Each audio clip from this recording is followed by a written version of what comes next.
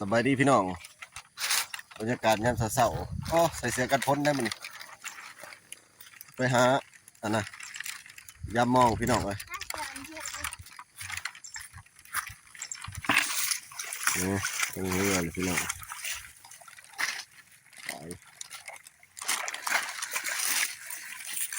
ไปยามมองประมาณนี้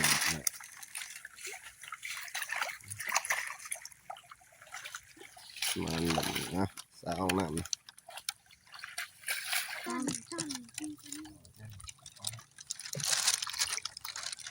โอ้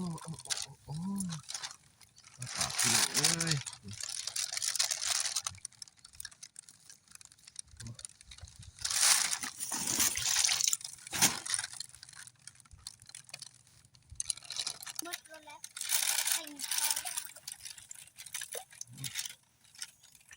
ปะพี่น้องเอ้ย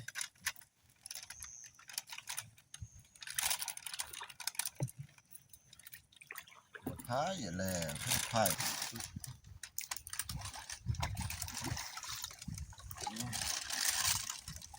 สูตรตัวนี้พี่น้อง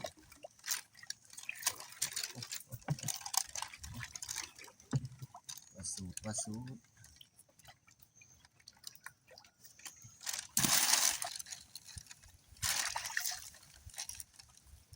เนาะ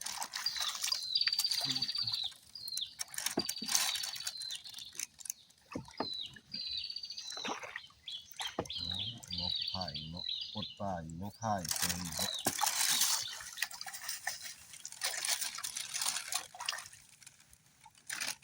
ปากพี่น้องเอ้ยปลาปากเป็นปลาหมอปาก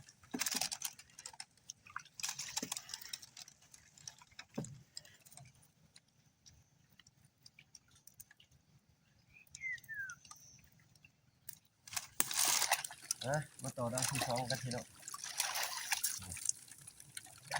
ด้านที่สองสูตรนะพี่น้องเอ้ย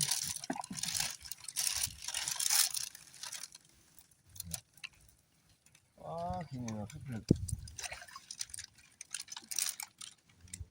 กระสูดหน่อยมองแบบมองหาง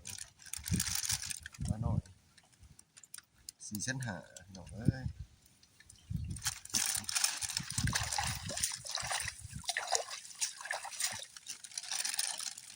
เหงื่อสิโอ้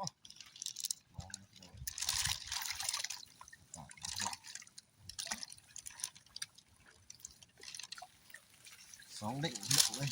กดแหลกเลยโอ้เอาสับก็ตะพุกพี่น้อง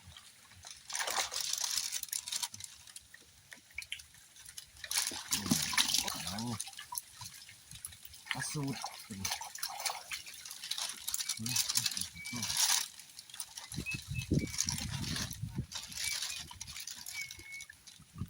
บุกเคอะอะไรบุมันใส่เคอะเนาะใส่ธรรมดาโอเค